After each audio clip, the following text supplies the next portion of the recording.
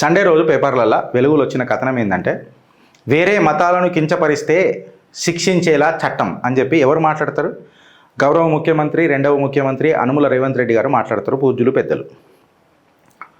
వేరే మతాలను కించపరిస్తే శిక్షించేలా చట్టం అనంటే Congress is for Muslims and Muslims is for Congress అని చెప్పి మాట్లాడితే వేరే మతాలను కించపరిచినట్టు మీకు అనిపించలేదా? గౌరవ స్థానంలో ఉండి మొన్న ఎల్లమ్మ, పోచమ్మ ఎక్సెట్రా ఎక్సెట్రా అని మాట్లాడి తాగుబోతులకు ఒక దేవుడు ఇదంతా అన్నప్పుడు ఏ మతాలను మీరు కించపరిచినట్టు మాట్లాడినరు? ఈ చట్టం ఫస్ట్ మిమ్మల్ని బొక్కలేయాలి. కరెక్టా wrong? And coming to the point, ఒక లీగల్ లెన్స్లో ఆలోచిద్దాం. రేవంత్ అన్న, మీకు నాకు పంచాయతీ పాలసీ మ్యాటర్లలోనే ఉంటుంది, అదర్వైజ్ నాకెందుకు ఉంటుంది మీతో? మీ పాలసీలు అడ్డమైన పాలసీలు తీసుకొచ్చి ప్రజలను మభ్యపెడతానంటేనే ఇష్యూ.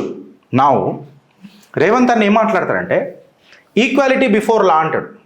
ఈక్వాలిటీ అంటే ఇప్పుడు వేరే మతాలను కించపరిచేటట్టు చట్టం అని అంటే ఫస్ట్ మీ నోరులకైనా గబ్బు వస్తుంది కదా.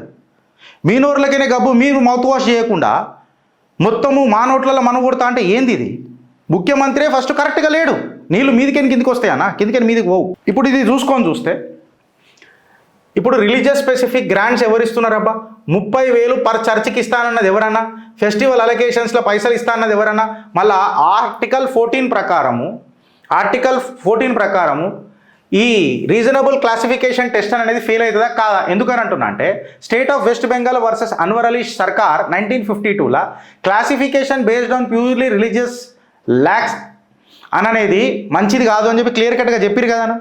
ఇప్పుడు నాన్ డిస్క్రిమినేషన్ అని మాట్లాడుతున్నారు. రిలీజియస్ డిస్క్రిమినేషన్ చేస్తుంది ఎవరన్నా? ఆర్టికల్ 15ని తుంగల దొక్కుతున్నది ఎవరన్నా? మళ్ళీ దానికి సుప్రీంకోర్టు సైటేషన్లు కూడా పెట్టిన.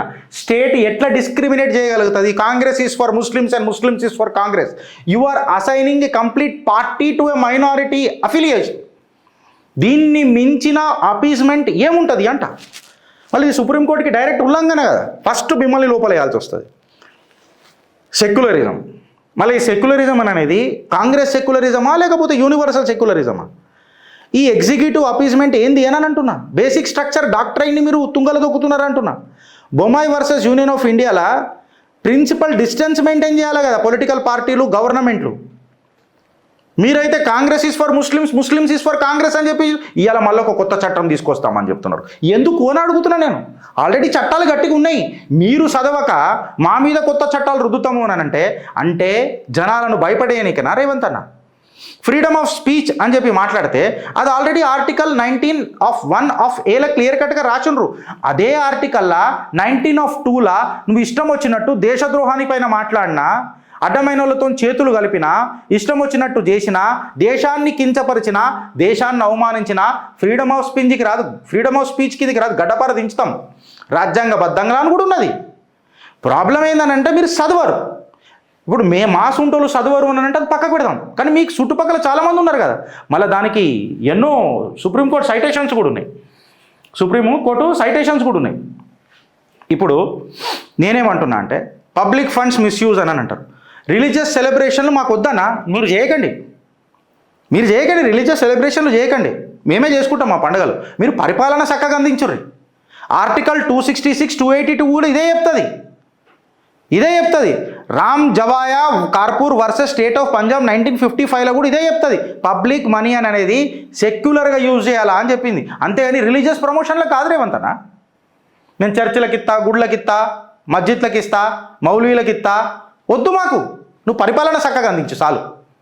దాని తర్వాత ఈ అన్డిఫైన్డ్ ఏదైతే ఒఫెన్సివ్ కమ్యూనల్ ప్రొవకేషన్ అని అంటే ఇప్పుడు ఎల్లమ్మ గిల్లమ్మ అని చెప్పి మీరు ఇట్లా మాట్లాడారు కదా మొన్న.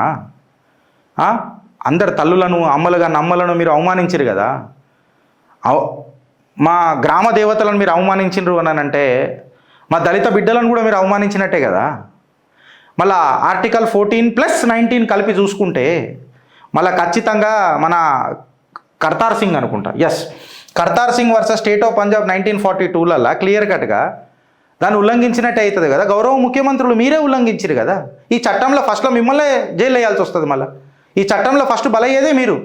Now when it comes to the actual essence of this law తీసుకుంటే అసలు పోలీస్ పవర్ అనేది వితౌట్ క్లియర్ స్టాండర్డ్స్ లేకుండా పోలీసు వాళ్ళకి పవర్ ఉన్నదా? ఏ స్టాండర్డ్ లేకుండా చట్టం ఉంది కదా అని చెప్పి వేసేస్తారా? ఆర్టికల్ 14 ఏం చెప్తుంది అని అంటే రీజనల్ క్లాసిఫికేషన్ టెస్ట్ అనేది ఒకటి ఉండాలిగా. ఖచ్చితంగా ఒక క్లాసిఫికేషన్ టెస్ట్ అనేది ఉండాలి కదా. కొలెమాన్ వర్సెస్ యూనియన్ ఆఫ్ ఇండియా 1973లో ఏమని చెప్తుందనంటే, ఒక రాష్ట్ర ప్రభుత్వము అడ్డగోలుగా ఇష్టం వచ్చినట్టు ప్రెషర్ వేయొద్దు, డిస్ప్రపోర్షనేట్ లా తీసుకురావద్దు, స్పీచ్ని కర్టైల్ చేసేది. ఆల్రెడీ చట్టాలు గట్టిగా ఉన్నాయి, చట్టాలు చక్కగా ఇంప్లిమెంట్ చేయండి చాలు. మీరు ఎన్నో హైకోర్టు తీర్పులను ఇంప్లిమెంట్ చేస్తలేరు మీరు, మళ్ళీ కంటెంప్ట్ ఆఫ్ కోర్టు మీ మీద ఏం చేయాలి, ముఖ్యమంత్రి పదవి ఉడవీకాలం మళ్ళీ. ఇది ఫ్యాక్టా కదా ఫ్రెండ్స్, మీరు చెప్పుండ్రి. సెలెక్టివ్ ఎన్ఫోర్స్మెంట్ ఏంది అనంట ఇదంతా. అంటే ఒక పొలిటికల్ డిసెంట్, ఒక పార్టీని మాట్లాడితే ఆర్టికల్ 14 ప్రకారము వాళ్ళది డిసెంట్ అయిపోతుందా రేవంత్ అన్న? Rayappa versus state of Tamil Nadu 1974 judgment చదువురు జరా తెలుస్తుంది. ఈ ఫెడరల్ ఓవర్ రీచర్ అని ఏమనంటున్నా అంటే, ప్యారలల్ హేట్ స్పీచ్ రెజిమ్ ఎందుకు తయారు చేస్తున్నారు మీరు అని చెప్తున్నా. ఎందుకు అంటున్నాయి కొత్త చట్టాలు? మళ్ళీ Kedarnath Singh versus state of బీహార్లా ఈ ఉన్న లా సాల్రా నాయన, కొత్తవి ఎందుకు డూప్లికేట్ చేస్తున్నారు అని చెప్పి మాట్లాడి. దీన్ని ఏమంటారు తెలుసా ఏమన్నా? చిల్లింగ్ ఎఫెక్ట్ డాక్ట్రైన్ అని అంటారు నా దృష్టిలో. ఏమంటారు ఫ్రెండ్స్? చిల్లింగ్ ఎఫెక్ట్ డాక్ట్రైన్ అని అంటారు. అంటే మేము వేసే ప్రశ్నలకు మీ దగ్గర సమాధానం లేక, మీ దగ్గర డేటా లేక, మీ డ్రామాలు ఎక్కువైపోయి ప్రజలు ప్రశ్నిస్తుంటే ఆడుతున్న ఆట. అందుకే దీన్ని చిల్లింగ్ ఎఫెక్ట్ అని అంటారు. ఖుష్బూ వర్సెస్ మన కన్యామల్ 2010లో తీసుకుంటే, క్రిమినల్ లా అనేది మీరు పెట్టి మీ అన్పాపులర్ వ్యూస్ కోసము సప్రెస్ చెయ్యలేరు. ఉన్న చట్టాలు చాలు, కొత్త చట్టాలు పెట్టేది లేదు అని చెప్పి ఇంత క్లియర్ కట్గా చెప్పిండ్రు.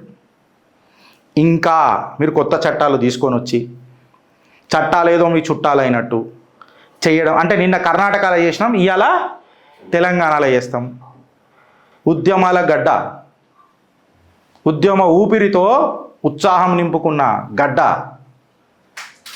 బిడ్డ, అందరు అర్థం చేసుకుంటారు అనుకుంటున్నాను. మీ అభిప్రాయం నాకు కమెంట్ రూపంలో చెప్పుర్రి ఫ్రెండ్స్. ఫస్ట్ ఎవరు బుక్ చేస్తారు ఇళ్ళల్లో చెప్పండి. ఉన్న లాస్ ప్రకారమే మీరు బుక్ అవుతారు, కొత్త అక్కర్లే. అవసరమా రేవంత్ అన్న? పరిపాలన అందించే, నేను నిజంగా చెప్తున్నాను, you have a better future. మీరు కాపీ కొట్టకుండ్రే, నేను ఇప్పటికీ చెప్తున్నా అన్న. పర్సనల్గా మీరు దమ్దార్ అందులో డౌట్ లేదు. కాకపోతే మీరు కాంగ్రెస్ యొక్క నీతిని ఫాలో అయ్యారు అనుకో, మీరు బవండర్ అవుతారు. దమ్దార్ నుంచి ఏమవుతారు? బవండర్ అవుతారు. మళ్ళీ బవండర్ అయితే ఎవరు రాజకీయ పదవి పోతుంది అనేది ఒకసారి మీరు ఆలోచించుకోండి. ప్రజలు చూస్తున్నారన్న, ప్రజలు చూస్తున్నారు. కాకపోతే ఇప్పుడు 2 ఏళ్లలో ఏం చేయలేం కదా. నెత్తికి కొట్టుకోనికే పాలరాయి అయితే ఏంది, గరనెట్రాయి అయితే ఏంది, ఊకుందాం చూద్దామని ఉన్నారు. ప్రజాగ్రహానికి మీ పాలన గురైతే మంచోళ్ళే పోయిర్రనా, మంచోళ్ళే పోయినరు. ఇందిరాగాంధీనే ఓడగొట్టిన చరిత్ర ఈ భారతదేశానికి.